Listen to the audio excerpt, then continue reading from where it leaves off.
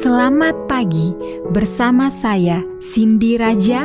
Mari kita awali pagi ini dengan semangat baru, motivasi hidup sehat dan inspirasi yang akan membawa kita lebih dekat kepada kebugaran fisik, mental dan spiritual. Perubahan kecil dalam hidup kita hari ini bisa menjadi langkah besar menuju umur panjang yang penuh kebahagiaan. Bersama kita akan merangkul kisah kemenangan, wawasan menarik, dan kekuatan harian yang berakar pada kebesaran Sang Pencipta. Tetap bersama kami di program Renungan Pagi, di mana setiap kata adalah dorongan untuk hari yang lebih baik. Kita mulai pagi ini dengan syukur dan harapan menuju hidup bugar selamanya. Ditulis oleh Kai Kusma bersama Pendeta Denny Kanajo. Selamat mendengarkan.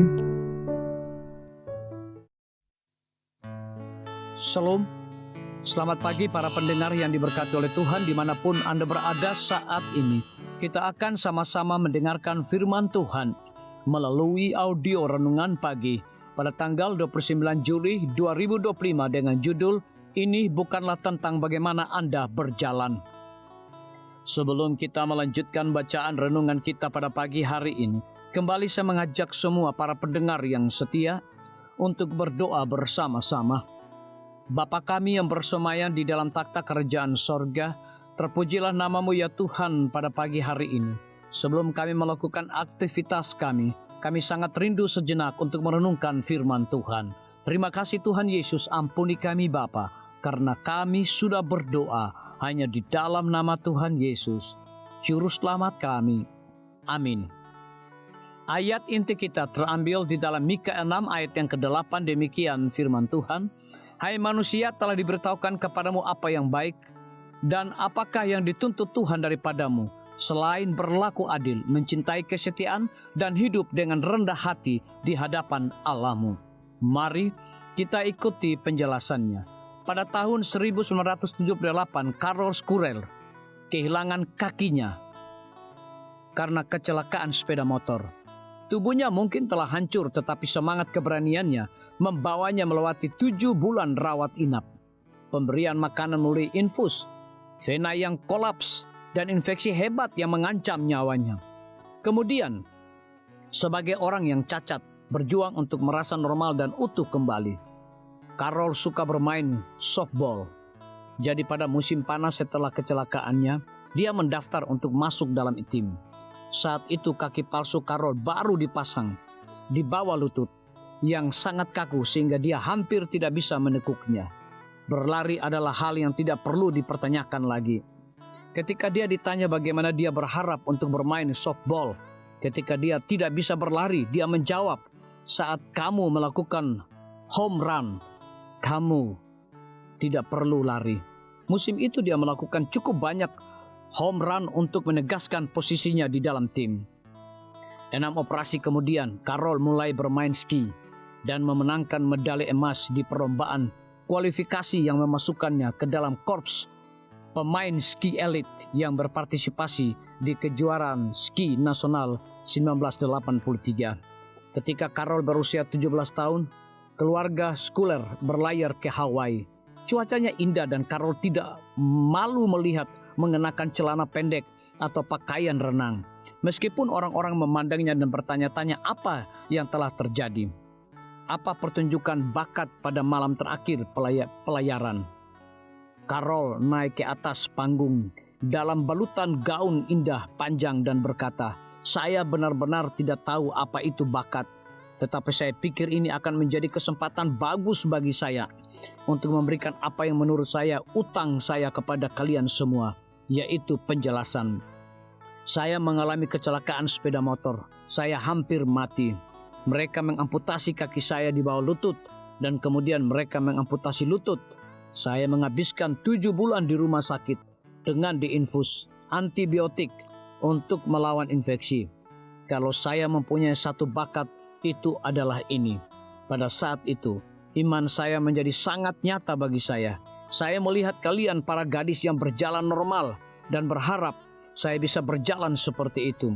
Saya tidak bisa, Tetapi inilah yang saya pelajari, yang penting bukanlah tentang bagaimana Anda berjalan, tetapi siapa yang berjalan bersama Anda dan dengan siapa Anda berjalan.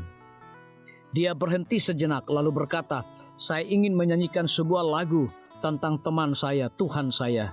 Dia bernyanyi, and he walks with me, and he talks with me. Tidak ada mata yang kering di antara para penonton. Terlepas dari apa yang terjadi pada Anda, seperti Carol, Anda dapat bertahan dan memanfaatkan keadaan dengan sebaik-baiknya. Seperti yang sering dikatakan ayah Carol, Robert Hutschkuller, masa-masa sulit tidak pernah bertahan selamanya, tetapi orang-orang tangguh bisa. Biarlah bacaan renungan kita saat ini akan menjadi berkat bagi kita semua. Kembali saya mengajak semua para pendengar yang setia untuk berdoa bersama-sama. Bapa kami yang bersemayam di dalam takhta kerajaan sorga, terima kasih Tuhan Yesus, oleh karena firman-Mu pada pagi hari ini memberikan berkat dan kekuatan rohani bagi masing-masing kami. Pada saat ini hamba berdoa untuk pemerintah kami, Tuhan memberkati Bapak Presiden bersama dengan wakil, para menteri dan seluruh stafnya, Bapak Gubernur bersama dengan wakil, Bapak Bupati bersama dengan wakil, Bapak Wali Kota bersama dengan wakil, camat dan seluruh stafnya, kepala desa, lurah, RT, RW, dimanapun mereka berada saat ini.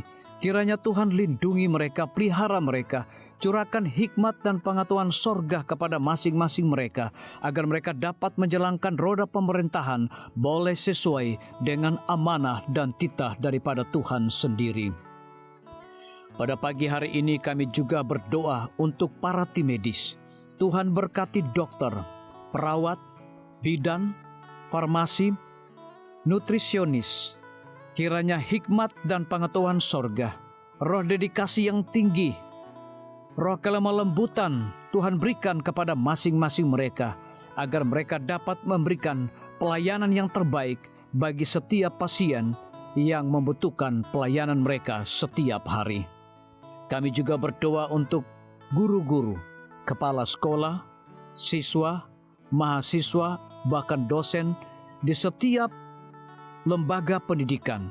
Kiranya hikmat dan pengetahuan sorga Tuhan berikan kepada masing-masing mereka, agar mereka dapat mendidik setiap anak-anak untuk memiliki karakter Yesus Kristus. Hamba juga berdoa untuk TNI, Polri, PNS, wira swasta, petani, nelayan, ojek online dimanapun mereka berada. Kiranya berkat dan sukacita sorga Tuhan juga berikan kepada masing-masing mereka, agar mereka juga menjadi saluran berkat bagi sesama manusia.